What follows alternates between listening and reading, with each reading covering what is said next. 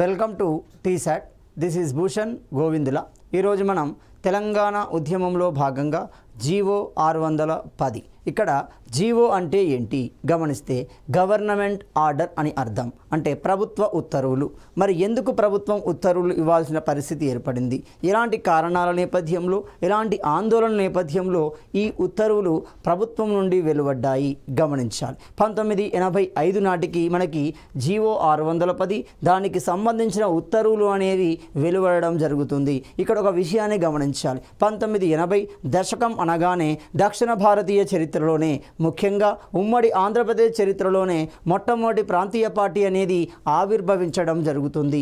దాని యొక్క ప్రధాన డిమాండ్లు కనుక గమనిస్తే తెలుగు జాతి ఐక్యత అనేది మొదటి డిమాండ్గా కనబడుతుంది. తెలుగు ప్రజల ఆత్మ గౌరవం అనేది రెండో డిమాండ్గా కనబడడం జరుగుతుంది.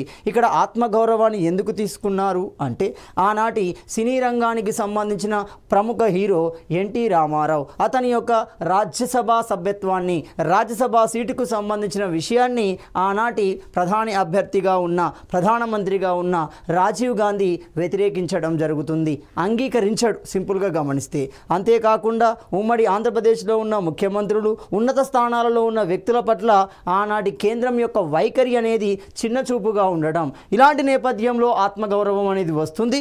తద్వారా జీవో 610 అనేది మొదటి ఎన్టీఆర్ ప్రభుత్వం నుండి విడుదల చేయబడడం జరుగుతుంది. మరి దాని నేపథ్యాన్ని కనుక గమనిస్తే ఇక్కడ జయభారత్ రెడ్డి నివేదికతో తెలంగాణ ఉద్యమం మళ్ళీ ప్రారంభం కావడం జరుగుతుంది. ఇక్కడ జయభారత్ రెడ్డి కమిటీ ఎందుకు ఏర్పాటు చేశాడు గమనిస్తే 1982 మార్చి నెలలో అంటున్నాం. ఈ ఇయర్ చాలా ఇంపార్టెంట్, ఎందుకంటే ఈ నెలలోనే మనకి మొట్టమొదటిసారిగా ఆంధ్రప్రదేశ్ చరిత్రలోనే, అనగా ఉమ్మడి ఆంధ్రప్రదేశ్ చరిత్రలోనే మొదటి ప్రాంతీయ పార్టీ టీడీపీ రూపంలో ఏర్పాటు చేయబడడం జరుగుతుంది. ఎప్పుడైతే ఈ టీడీపీ పార్టీ తన యొక్క డిమాండ్లకు అనుగుణంగా ఏర్పాటు చేయబడిందో ప్రజల్లో నూతన ఉత్సాహం అనేది వచ్చింది. ఉద్యోగ సమస్యలను ప్రతి సందర్భంలో ప్రతిపాదిస్తూ అనేక మెమోరాండాలని ప్రభుత్వానికి అందజేయడం జరిగింది. ఆనాటి ముఖ్యమంత్రిగా ఉన్న ఎన్టీ రామారావు ఈ సమస్యలను పరిష్కరించడం కోసం ఒక కమిటీని వేయడం జరుగుతుంది. ఆ కమిటీనే మనం ఏమంటున్నాం, జయభారత్ రెడ్డి కమిటీ అంటున్నాం. మరి ఏంటి జయభారత్ రెడ్డి కమిటీ అంటే ఈ కమిటీలో మొత్తం 3 ఐఏఎస్ ఆఫీసర్లు ఉంటారు, ఇండియన్ అడ్మినిస్ట్రేటివ్ సర్వీస్ అంటున్నాం. ఇలాంటి 3 ఉండడం వల్ల ఈ 3 యొక్క హోదాను ఆధారంగా చేసుకొని ఈ కమిటీని ఆఫీసర్స్ కమిటీ అంటున్నాం. ఇక్కడ ఆఫీసర్స్ కమిటీ అంటున్నాం. ఆఫీసర్స్ అంటే వీళ్ళు ఐఏఎస్ ఆఫీసర్లు కాబట్టి. సో మరి జయభారత్ రెడ్డి కమిటీ తన నివేదికలో ఏమని చెప్పింది అంటే మనకి ఇక్కడ క్లియర్గా గమనిస్తే రాష్ట్రపతి ఉత్తర్వుల ప్రకారం జోన్ 5, జోన్ 6 కేంద్రంగా, అనగా తెలంగాణ కేంద్రంగా ఆంధ్ర వలసలు, ఆంధ్ర వారి యొక్క ఉద్యోగాలు అనేవి తెలంగాణ కేంద్రంగా స్థిరపడ్డారు. మరి అలాంటి ఉద్యోగాలు దాదాపుగా 59,000 అంటున్నాం, అంటే 58,000 చిల్లరగా ఉంటున్నాయి. సో దాదాపుగా 59,000 అంటున్నాం. ఎప్పుడైతే ఈ విషయం ఆ నివేదిక ద్వారా బహిర్గతమవుతుందో తెలంగాణ ప్రజానికంలో అసంతృప్తి అనేది తారాస్థాయికి చేరడం జరుగుతుంది. ఉద్యమం మళ్ళీ నిర్మించబడి అనేక ఆందోళనలు కొనసాగడం జరుగుతుంది. అదే సందర్భంలో టీఎన్జీఓ, ఇతర ఉద్యోగ సంఘాలు 1985 డిసెంబర్ 5న ముఖ్యమంత్రిని కలిసి వినతి పత్రం ఇవ్వడం జరుగుతుంది. ఏమని వినతి పత్రం ఇస్తున్నారు? జయభారత్ రెడ్డి నివేదిక ప్రకారం 59,000 మంది తెలంగాణ కేంద్రంగా తెలంగాణలోని 5-6 జోన్లలో స్థిరపడ్డారు. వాళ్ళని వెంటనే తొలగించండి, ఆ ఉద్యోగాలని తెలంగాణ వారితో భర్తీ చేయండి అనే నివేదికని, అనే వినతి పత్రాన్ని డిసెంబర్ 5న ఇవ్వడం జరుగుతుంది. దానికి ఆధారంగా సో ఈ వినతి పత్రంపై చర్యలు తీసుకున్నట్లయితే అన్ని సంఘాలు ఐక్యమై ప్రత్యక్ష చర్యలకు దిగుతాము అంటున్నారు. అంటే క్లియర్గా ఉద్యమాన్ని ఏర్పాటు చేస్తాము, ఉద్యమాన్ని కొనసాగిస్తాము, ప్రారంభిస్తాము అని ప్రభుత్వాన్ని హెచ్చరించడం జరుగుతుంది. 1985 డిసెంబర్ 7వ తేదీన 5వ తేదీని ఇవ్వగానే 7వ తేదీన ప్రభుత్వం హుటాహుటిన ప్రభుత్వ ఉద్యోగ సంఘాలతో చర్చలు జరపడం జరుగుతుంది. వివిధ ఉద్యోగ సంఘాలని రమ్మని వారితో చర్చలు జరిపాయి, సమస్యల మీద పరిష్కరించుకోవడం జరుగుతుంది. మరి ఇలాంటి సమస్యలను పరిష్కరించారు గమనిస్తే అందులో ఎలాంటి చర్చలు వచ్చాయి గమనిస్తే ఇక్కడ ఒక ఒప్పందం అనేది కుదురుతుంది. ఆ ఒప్పందం ఏంటి అంటే డిసెంబర్ 7వ తేదీన ప్రభుత్వానికి ఉద్యోగ సంఘాలకు మధ్య చర్చలు జరిగాయి. ఆ చర్చల యొక్క సారాంశం మనకి జీవో 610లో కనబడుతుంది. Very very important. కాబట్టి ఆ విషయాన్ని గమనించాలి. ఆ సందర్భంలో ఉద్యోగ సంఘాలు ఏ ప్రశ్నలైతే లేవనెత్తాయో వాటికి ఏ విధమైన సమాధానాన్ని ప్రభుత్వం చెప్పిందో ఆ విషయాలు అక్కడ ఉంటాయి. సో ఈ ఒప్పందం అంశాలను చేరుస్తూ ఆనాటి ప్రభుత్వం 1985 డిసెంబర్ 30వ తేదీన అంటున్నాం. Very very important. సో మనకు డిసెంబర్ 30, 1985 అనగానే జీవో 610 విడుదల చేయబడడం జరుగుతుంది. మరి ఎవరు విడుదల చేశారు, ఎవరి పేరు మీద విడుదల చేశారు అంటే రాష్ట్ర ప్రభుత్వం గవర్నర్ ఆధ్వర్యంలోనే కొనసాగుతుంది. గవర్నర్ పేరు మీదనే కొనసాగుతుంది. అక్కడ కేంద్రం గమనిస్తే రాష్ట్రపతి పేరు మీద కొనసాగితే, రాష్ట్రం గమనిస్తే గవర్నర్ పేరు మీద కొనసాగడం జరుగుతుంది. కాబట్టి ఆ సందర్భంలో గవర్నర్ ఎవరు, అదేవిధంగా ప్రభుత్వ ఉత్తర్వులు జారీ చేసే అధికారం మనకి సిఎస్కుంటుంది. కాబట్టి చీఫ్ సెక్రటరీ ఎవరు, ఈ 3 విషయాలు మనం గమనించాలి.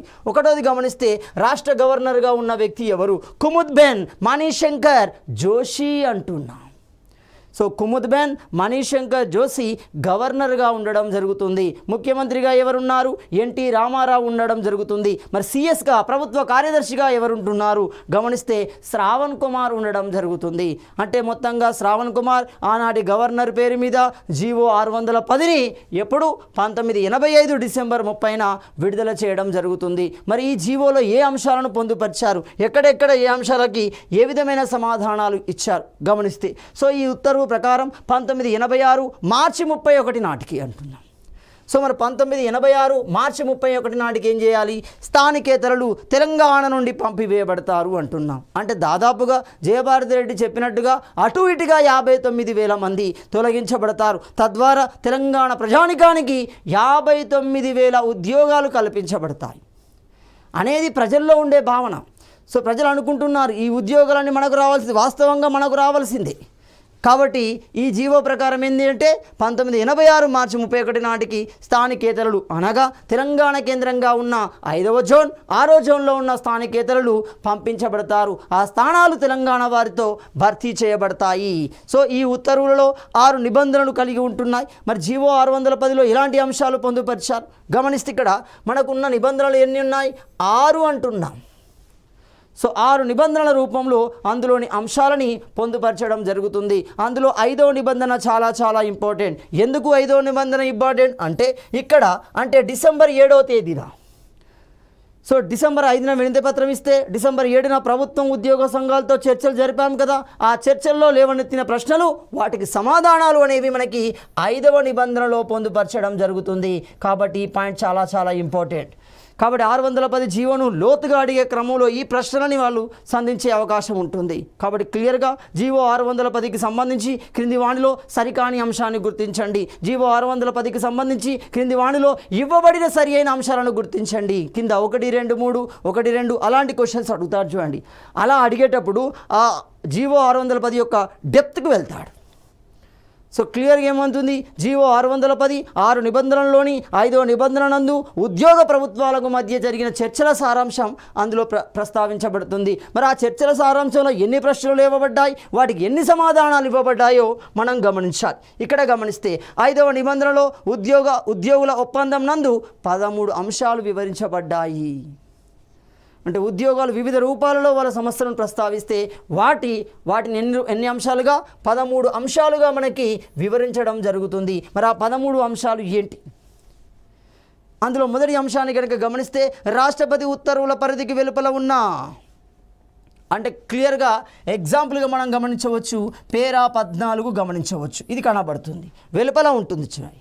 సో రాష్ట్రపతి ఉత్తర్వుల పరిధికి వెలుపల ఉన్న కొన్ని శాఖల ప్రథమ స్థాయి గెజిటెడ్ ఉద్యోగులకు సంబంధించి స్థానికీకరణ చేసే అంశాన్ని పరిశీలించాలి అంటున్నాడు. అంటే ఉదాహరణకి పేరా 14లో ఉన్న కొన్ని అంశాలని, కొన్ని ఉద్యోగాలని స్థానికీకరణ లోకల్ చేసే అంశాన్ని పరిశీలించాలి.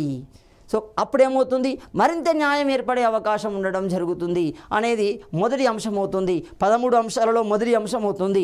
రెండో అంశాన్ని కనుక గమనిస్తే ఈ విషయంలో రాష్ట్రపతి ఉత్తర్వులను సవరించడానికి భారత ప్రభుత్వంతో చర్చించాలి అంటున్నాం.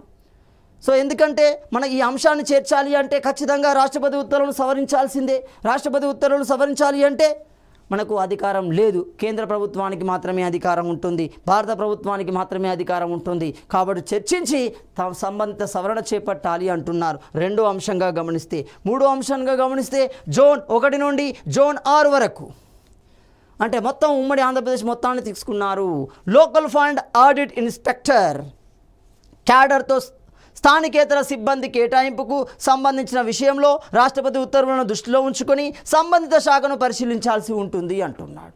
అంటే క్లియర్గా జోన్ 1 నుండి 6 వరకు లోకల్ ఫండ్ ఆడిట్ ఇన్స్పెక్టర్, అక్కడి వరకు దానికి సంబంధించి రాష్ట్రపతి ఉత్తర్వులకు అనుగుణంగా జరిగాయా లేదా, బదిలీ రూపంలో జరిగిందా, లోపం ఏమవుతుంది ప్రమోషన్ రూపంలో జరిగిందా, ఏదైనా లోపాలుంటే వాటిని సరిదిద్దారు అనే విషయాన్ని ఇక్కడ పేర్కొనడం జరుగుతుంది. ఎందుకంటే ఈ శాఖను ఉపయోగించుకొని, ఈ అంశాలను ఉపయోగించుకొని, ఈ లొసుగులను ఉపయోగించుకొని ఆంధ్రులను పూర్తిగా ఇక్కడ స్థిరపడే ప్రయత్నం చేయడం జరుగుతుంది. ఆ విషయాన్ని ఉద్యోగస్తులు తమ మూడో అంశంగా, మూడో ప్రశ్నగా ప్రభుత్వం తరపున ప్రభుత్వానికి సంధించడం జరుగుతుంది. నాలుగో అంశాన్ని కనుక గమనిస్తే, సో ఆ 13 అంశాలలో 4వ అంశం ఏమంటుంది, రాష్ట్రపతి ఉత్తర్వుల కింద జరిగిన నియామకాలు అంటున్నాం, పదోన్నతులకు అంటున్నాం. సంబంధించిన సమీక్షను 1986 జూలై 30 లోపు సచివాలయ శాఖలు పూర్తి చేయాలి అంటున్నాం.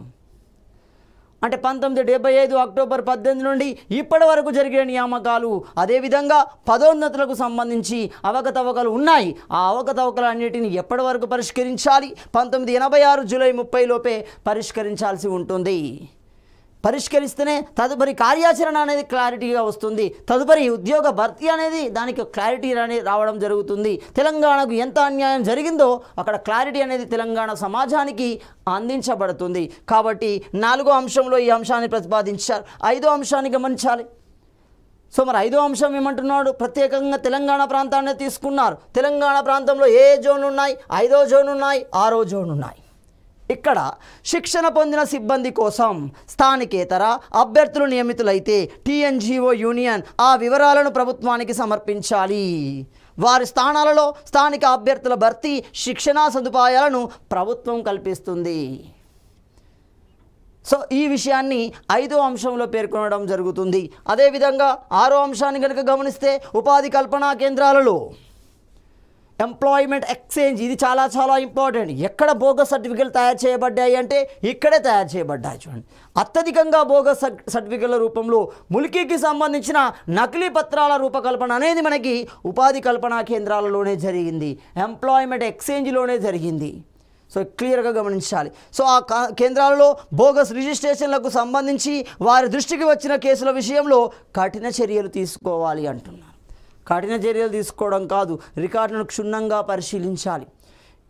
అప్పటి వరకైతే ఎన్ని విషయాలైతే ఆ ఎక్స్చేంజ్ ఆఫీస్లో ఏ వర్గాలకు సంబంధించి, ఏ ఉద్యోగాలకు సంబంధించి అవకతవకలు ఉన్నట్టు తెలంగాణ ప్రజానికం, తెలంగాణ ఉద్యోగ సంఘం, తెలంగాణ ప్రజా సమూహం లేవనెత్తుతుందో ప్రశ్నలు, వాటికి సంబంధించి లోతైన విశ్లేషణ చేసి సంబంధిత వ్యక్తుల మీద కఠిన చర్యలు తీసుకోవాలి. ఉద్యోగాలను తొలగించడం కానీ, ఉద్యోగం నుండి బదిలీ చేయడం కానీ, సస్పెండ్ చేయడం లాంటి కఠిన చర్యలు తీసుకోవాలనేది ఈ 6వ అంశంలో పేర్కొనబడుతుంది.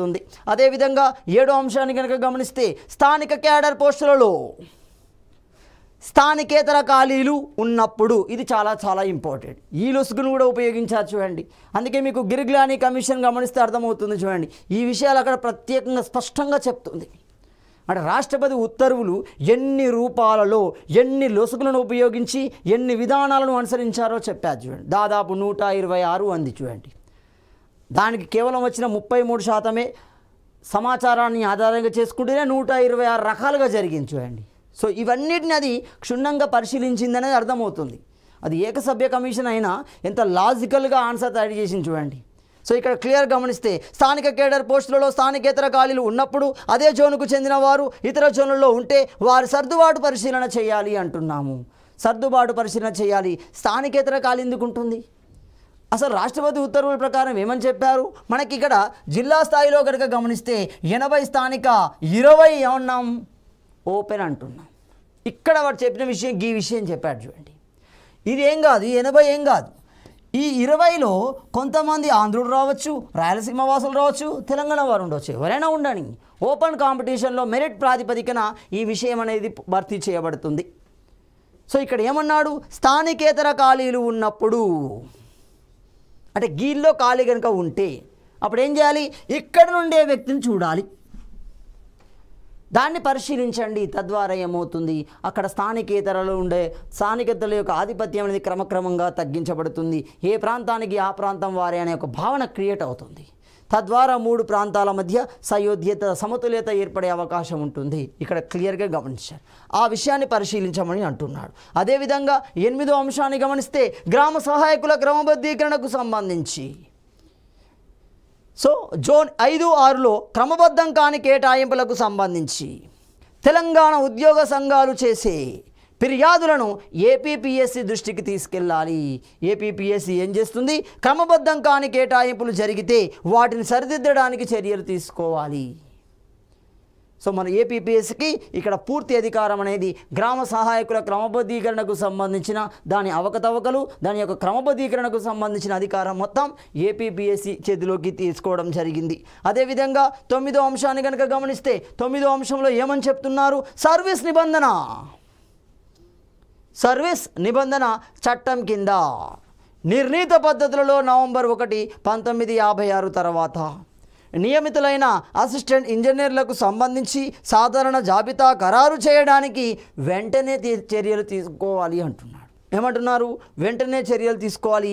అసిస్టెంట్ ఇంజనీర్ సంబంధించి అందులో చాలా లొసుకులు జరిగాయి, అందులో చాలా దాంట్లో లోపాలు అనేవి స్పష్టంగా కనబడుతున్నాయి. అంటే ఇవి సింపుల్గా ఆంధ్రులకు అనుకూలంగా అవి మార్చబడడం జరుగుతుంది. అలాంటి క్రమంలోనే 10వ అంశం, అంటే అక్కడ 5వ నిబంధనలోని 13 అంశాలలో 10వ అంశాన్ని కనుక గమనిస్తే రాష్ట్రపతి ఉత్తర్వుకు అనుబంధంగా జిఎస్ఆర్.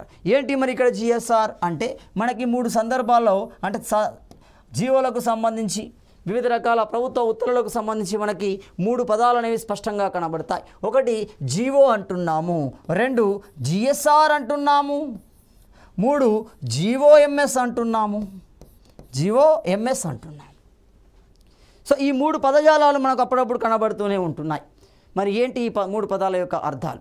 1 జీవో అంటున్నాము. జీవో అంటే గవర్నమెంట్ ఆర్డర్ అని అర్థం. సో గవర్నమెంట్ ఆర్డర్ అంటే ప్రభుత్వ ఉత్తర్వులు అని అర్థం. సో ప్రభుత్వ ఉత్తర్వులు అంటున్నాం,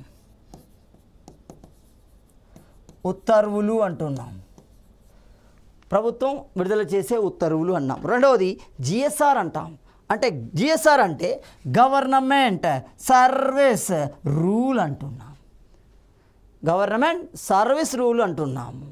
మూడవది జీవోఎంఎస్ అంటున్నాం, గవర్నమెంట్ ఆర్డర్ ఇన్ మనుస్క్రిప్ట్ అంటున్నాం.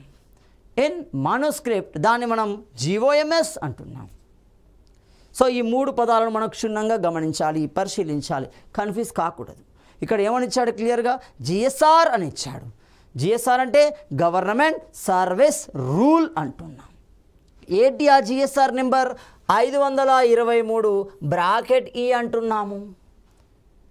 ఈ బ్రాకెట్ ఈ పేరుతో 1975 అక్టోబర్ 18న ప్రకటించిన సంస్థలు ఎస్టాబ్లిష్మెంట్లలోని ఉద్యోగులపై సమీక్ష జరపాలి అంటున్నారు. ఎందుకంటే ఈ ఎస్టాబ్లిష్మెంట్లు ఈ సంస్థలు ప్రకటించి ఆంధ్రులకి ఎక్కువగా అవకాశాలు కల్పించే ప్రయత్నం చేశారు. ఉద్యోగాలలో తెలంగాణ వారికి అన్యాయం కలిగే ప్రయత్నం జరిగింది అంటున్నాం. అంతేకాకుండా 11వ అంశాన్ని గమనిస్తే అంతర్స్థానిక క్యాడర్ బదిలీలకు సంబంధించి అంటున్నాం, ఇంటర్నల్ ఎక్స్చేంజ్ అంటున్నాం. సో ఇంటర్నల్ బదిలీలకు సంబంధించి రాష్ట్రపతి ఉత్తర్వుల్లోని పేరా 5 బ్రాకెట్ 2లో ఏమని పేర్కొన్నారు, క్లియర్గా గమనించండి. ఆ పేరా 5 బ్రాకెట్ 2లో ఏర్పాట్లను ఖచ్చితంగా అమలు చేయాలి. 6 సూత్రాల పథకం కింద లోకల్ క్యాడర్ ఉద్యోగాల జోనలైజేషన్ అతిక్రమించిన ఉద్యోగుల వివరాలను పరిశీలించాలి అంటున్నాం. అంటే ఎవరైతే ఒక జోన్ నుండి మరొక జోన్కి అక్రమంగా లొసుగుల రూపంలో మారిపోయారో అలాంటి వాటిని కూడా లోతుగా పరిశీలించమని మనకు 11వ అంశంలో పేర్కొనడం జరుగుతుంది. మరి 12వ అంశాన్ని కనుక గమనిస్తే, సో 12వ అంశంలో ఏముంది, రాష్ట్రపతి ఉత్తర్వులలోని పేరా 4 అంటున్నాం. పేరా 4 ఉద్యోగాల కేటాయింపుపై అధికారులకు అందిన అప్పీళ్ళని, అంటే అందులో అవకతవకలు జరిగినట్టుగా కొంతమంది ఆపేక్షించారు. సో అలాంటి అప్పీళ్ళని ఎప్పటి వరకు పూర్తి చేయాలి? 1986 మార్చి 31 నాటికి పరిష్కరించాల్సి ఉంటుంది. ఖచ్చితంగా పరిష్కరించాలి. అదేవిధంగా చివరిది 13వ అంశమైన చివరిది జూరాల శ్రీశైలం ఎడమ కాలువ శ్రీరామ్ సాగర్ ప్రాజెక్ట్ 2. ఈ మూడింటిని ప్రముఖంగా తీసుకోవడం జరిగింది. ఇక్కడ కూడా తెలంగాణ వారికి అన్యాయం జరిగింది. అత్యధికంగా ఆంధ్రులు అసిస్టెంట్ ఇంజనీర్ల రూపంలో ఇక్కడ స్థిరపడడం జరుగుతుంది. ప్రతి సందర్భంలో నీటి పరంగా అన్యాయం జరిగింది. నీటిపరమైన ఉద్యోగాల పరంగా కూడా తెలంగాణ ప్రాంతానికి తీరని అన్యాయం అనేది జరుగుతుంది. కాబట్టి ఉద్యోగ సంఘాలు, సాధారణ ప్రజానికం ప్రతి సందర్భంలో ఈ ప్రశ్నను లేవనెత్తుతూనే ఉండడం జరిగింది. సో ఆ ప్రశ్నకు సమాధానం మనకి జీవో 610లో కనబడుతుంది. ముఖ్యంగా జూరాల ప్రాజెక్ట్ తీసుకున్నారు, ముఖ్యంగా శ్రీశైలం ఎడమ కాలువ తీసుకున్నారు, ముఖ్యంగా శ్రీరామ్ ప్రాజెక్ట్ 2ను తీసుకున్నాడు. సంబంధించిన స్థానిక కేడర్ల జోనలైజేషన్ ప్రక్రియను పూర్తి చేయాలి అంటున్నారు. పూర్తి చేయాల్సి ఉంటుంది. ఇలా మనకు 13 అంశాలని మనకు 5వ నిబంధనలో పేర్కొనడం జరిగింది. మొత్తం ఉన్న నిబంధనలు ఎన్ని ఉన్నాయి? 6 ఉంటున్నాయి. బాగా గమనించాలి. అదేవిధంగా 1985 డిసెంబర్ 30న జారీ చేసిన 610 జీవోలో అమలులో మాత్రం నిజాయితీగా జరగలేదు అంటున్నాం. సరే, జీవోలో ఉన్న అంశాలు, ప్రతిపాదించిన అంశాలు అత్యంత బలమైనవి. ఇక్కడ ఒక విషయాన్ని గమనించాలి. సో నియమాలు, అందులో ఉన్న అంశాలు బలమైనవి. ఆ అంశాలు కనుక ఒకవేళ అమలు చేస్తే తెలంగాణ నుండి ఏమవుతుంది? తెలంగాణ ఉద్యమం మరింత ఉధృతం కాకపోయి ఉండేది. సమస్యకు పరిష్కారం అక్కడే దొరికేది. కానీ కాలక్రమంలో ప్రభుత్వానికి సంబంధించిన నాయకులు ఉదాసీనత ప్రదర్శించడం, చూసి చూడనట్టు ఉండటం, అంటే క్రమక్రమంగా అన్యాయాలు అనేవి పెరుగుతూనే ఉన్నాయి తప్ప తరగడం లేదు. ఇక్కడ గమనిస్తే జీవోలో ఉన్న అంశాలు బలమైనవే, వాటి అమలు అనేది బలహీనతను కలిగి ఉండడం జరిగింది. మరి ఏంటి అందులో గమనిస్తే? సో ఇది నిజాయితీగా జరగలేదు అనేది వాస్తవమే. మరి ఎందుకు జరగలేదు? జరగకపోవడానికి గల కారణం ఏంటి? 610 జీవో ఉన్న అంశాలు పూర్తిగా కూలంకషంగా ఖచ్చితంగా అమలు జరగకపోవడానికి కారణాలు ఏమవుతున్నాయి? మొట్టమొదటి కారణాన్ని గమనిస్తే, ఎవరైతే ఈ జీవో ప్రకారం, జీవోలో ప్రకటించిన అంశం ప్రకారం బదిలీ చేయబడుతున్నాడో, స్థానికేతర రూపంలో, బోగస్ సర్టిఫికేట్ల రూపంలో ఇతర లొసుగులను ఉపయోగించి తెలంగాణ జోన్లలోని 5వ జోన్, 6వ జోన్లో స్థిరపడి ఉన్న స్థానికేతరుడు తొలగించబడ్డాడు, బదిలీ చేయబడుతున్నాడు. అతనికి నోటీస్ ఇచ్చారు, మీరు మీ ప్రాంతానికి వెళ్లాల్సిందే అని. అలాంటి వ్యక్తులు ఏం చేశారు? నేరుగా కోర్టులను ఆశ్రయించడం జరుగుతుంది. న్యాయస్థానాల నుండి తీర్పులు వచ్చే వరకు అతని సర్వీసే కంప్లీట్ అయిపోయింది. చూడండి, అంటే న్యాయస్థానాలను ఆశ్రయించడం ద్వారా, న్యాయస్థానాన్ని ఆశ్రయించి దాన్ని ఆ ఉద్యోగాన్ని అక్కడే కొనసాగించుకుంటూ వచ్చాడు. చివరి దశలో అది తీర్పు వచ్చే వరకు చివరి దశలో ఉండడమో లేదా రిటైర్మెంట్ ప్రకటించడమో జరిగింది. అంతసేపు అది కొనసాగుతూనే ఉన్నాయి. కాబట్టి న్యాయస్థానాల ఉపయోగించుకొని బదిలీ అభ్యర్థులు లాభాన్ని పొందారు. 610 జీవో నిక్కచ్చిగా జరగనట్టే ఒకటి. రెండవది గమనిస్తే, ప్రభుత్వం న్యాయస్థానాలను ఆశ్రయించిన వారికి అండగా నిలవడం. మరి ఎవరి ప్రభుత్వం ఉంటుంది? ఎవరి నాయకత్వంలో ఉంటుంది? మొత్తం 66 సంవత్సరాల తెలంగాణ ఉద్యమ చరిత్రలో గమనిస్తే కేవలం 10 సంవత్సరాలు, గట్టిగా 6 సంవత్సరాలు చూసుకోండి.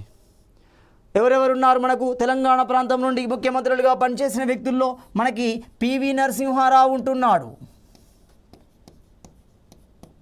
పివి నరసింహారావు ఉంటున్నాడు. అదేవిధంగా మర్రి చెన్నారెడ్డి ఉంటున్నాడు. అదేవిధంగా మనకి టంగుటూరి అంజయ్య ఉంటున్నాడు.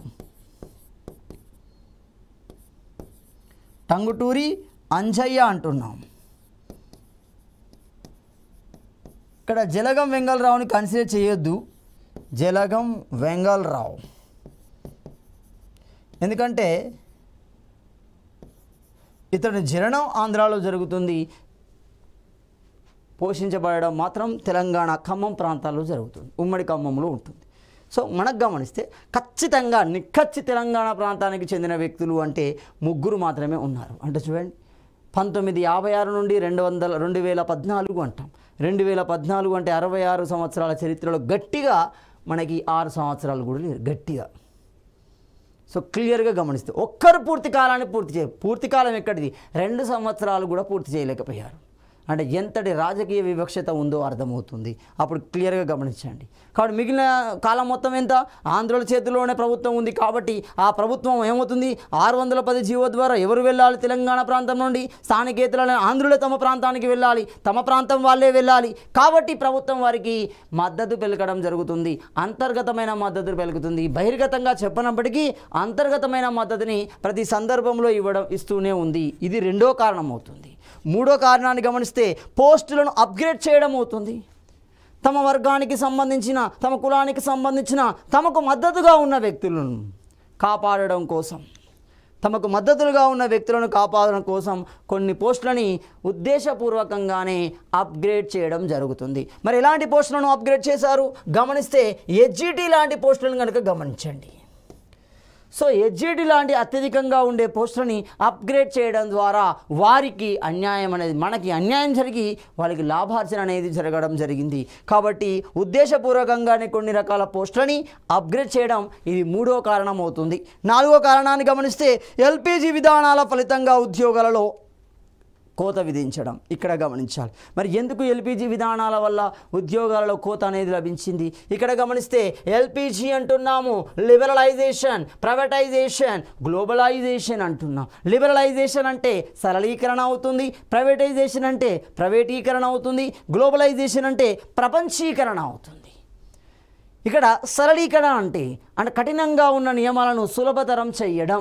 బెస్ట్ ఎగ్జాంపుల్ ఆన్లైన్లోనే అకౌంట్ ఓపెన్ చేయడం.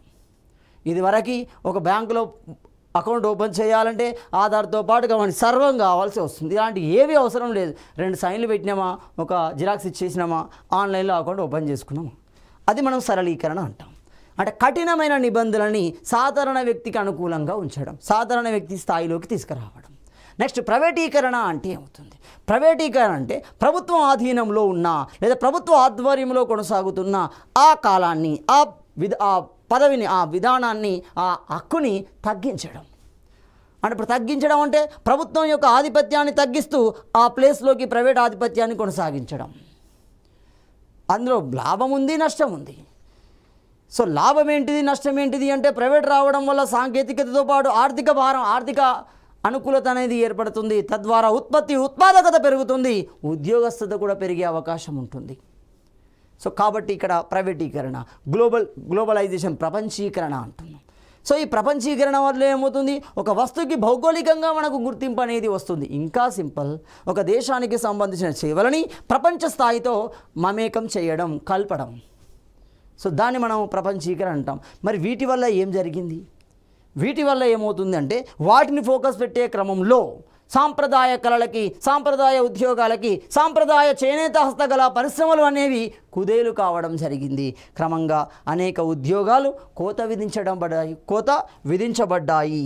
సో మరి ఇలాంటి మన కోత విధించడం అనేది కూడా మనకు జీవో 610 అనుకున్న రీతిలో కాదు, పూర్తిగా అట్టర్ ఫ్లాప్ అయింది. చూడండి, అంటే ప్రభుత్వం ఉద్దేశపూర్వకంగా ప్రభుత్వమే తన చర్యలను కొనసాగించడం ఇందులో ప్రధాన అంశంగా కనబడడం జరుగుతుంది. సో ఈ విధంగా 610 జీవో అనేది ఉమ్మడి ఆంధ్రప్రదేశ్లో మొట్టమొదటి ప్రాంతీయ పార్టీగా ఏర్పాటు చేయబడిన టీడీపీ పార్టీ హయాంలో రావడం జరుగుతుంది. కాలక్రమంలో ఇది ప్రధాన అంశంగా మారింది. తెలంగాణ ఉద్యమంలో ప్రధాన అంశంగా మారి ప్రతి సందర్భంలో 610 జీవో సమస్య అనేది లేవనెత్తబడడం జరుగుతుంది. అనేక ప్రజా సంఘాలు 610 జీవో అమలు కోసం అనేక ఆందోళనలు, ఉద్యమాలు కూడా చేపట్టిన దాఖలు కూడా కనబడడం జరుగుతుంది.